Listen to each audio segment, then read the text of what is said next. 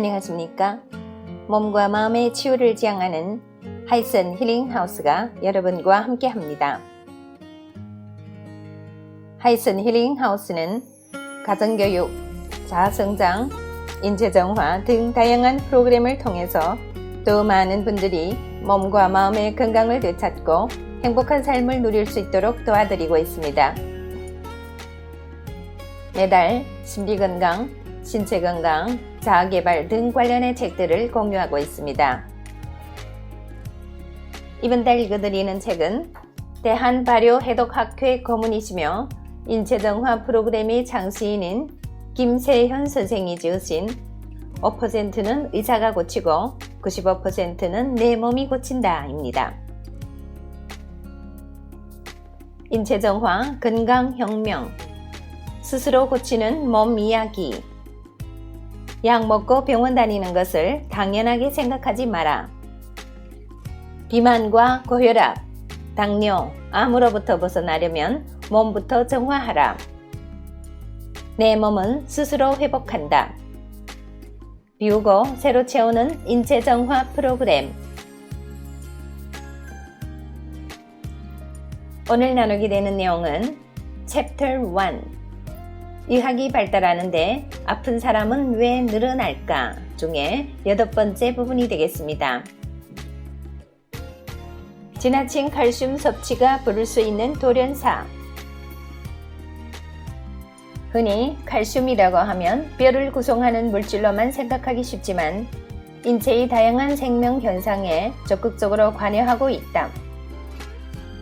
칼슘은 혈액에도 소량이 포함되어 있는데 전체 칼슘의 99%가 뼈에 있다면 나머지 1%는 혈액에 존재한다.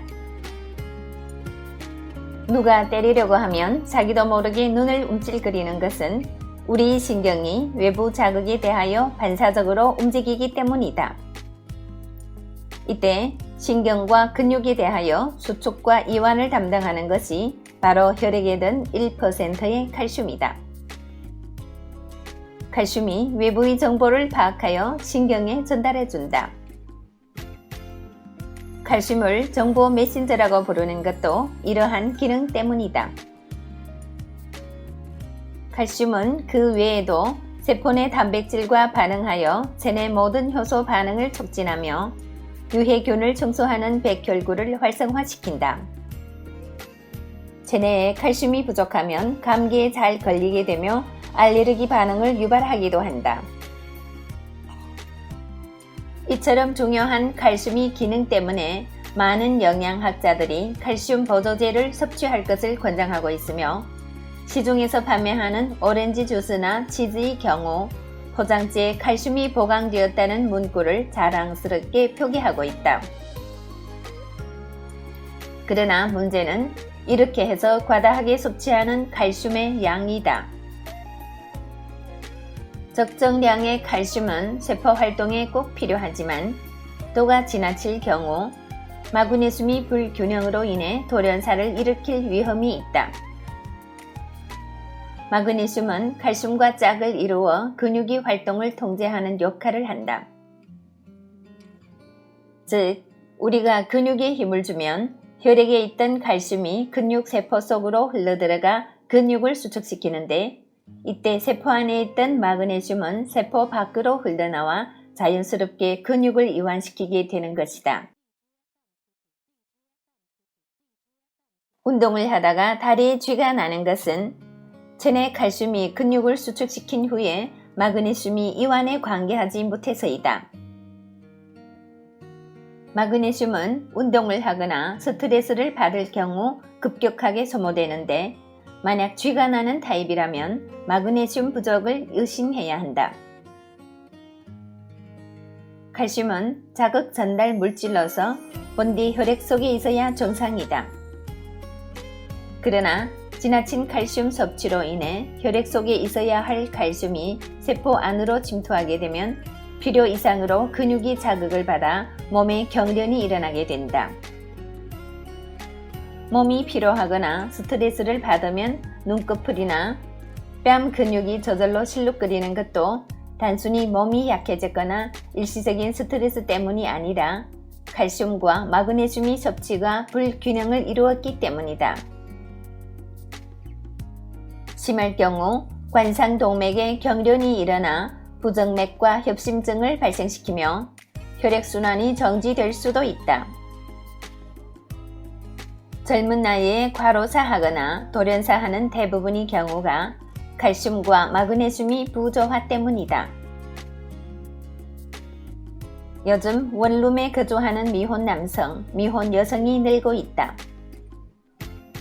이들은 제대로 된 식사 대신 패스트푸드나 편의점 음식으로 배를 채우는 경우가 많은데 편의성 위주로 조리된 식품에 각종 영양소와 미네랄이 골고루 들어가 있기를 바라는 것은 무리일 것이다. 칼슘과 마그네슘이 균형을 맞추기 위해서는 무엇보다 자연식을 해야 한다. 햇빛을 보고 자란 야채, 현미, 콩에는 인체가 필요로 하는 미네랄이 골고루 함유되어 있다. 돌연사를 방지하기 위해서는 이런 재료로 만든 현미밥, 된장찌개, 야채 요리를 챙겨 먹는 것이 좋다. 요즘 TV를 틀면 칼슘 섭취를 위해 우유를 마시자고 외치는 유제품 업체의 광고가 화면을 장식하는 것을 볼 수 있다. 이런 광고에 힘입어 많은 사람들이 우유가 마치 건강의 열쇠인 것처럼 오해하는 경향이 있다.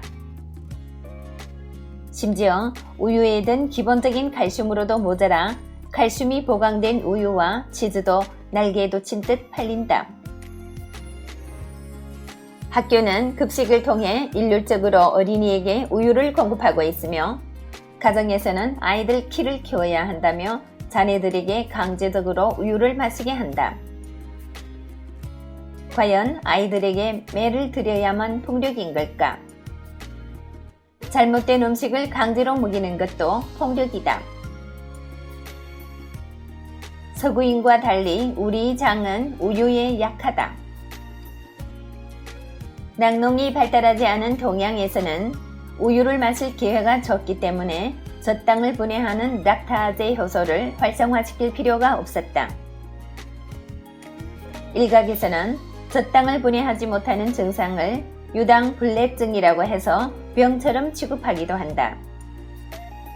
그러나 정확히 말하면 유당불내증은 병도 아니고 약점도 아니다. 지역적, 유전적 특수성으로 인해 우유를 분해하는 효소가 부족할 뿐이다. 우유를 소화시키지 못하는 사람을 촌스럽게 여기거나 열등하게 생각하는 인식은 바뀌어야 하며 개인에 대하여 우유를 먹지 않을 권리 역시 주어져야 한다.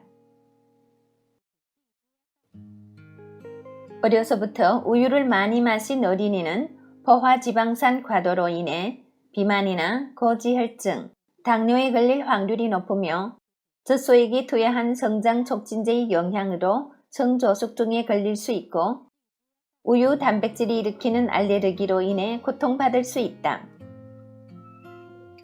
소아 당뇨의 가장 큰 원인 중 하나가 우유의 과다 섭취라는 연구 결과가 있다.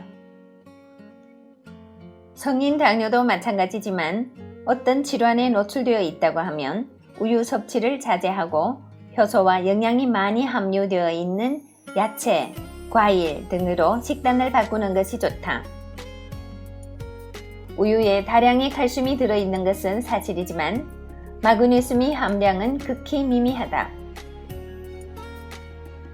오로지 칼슘을 섭취하기 위해 우유, 요구르트, 치즈 등을 장복하는 것은 미네랄의 불균형을 가져와 건강에 심각한 위협이 된다.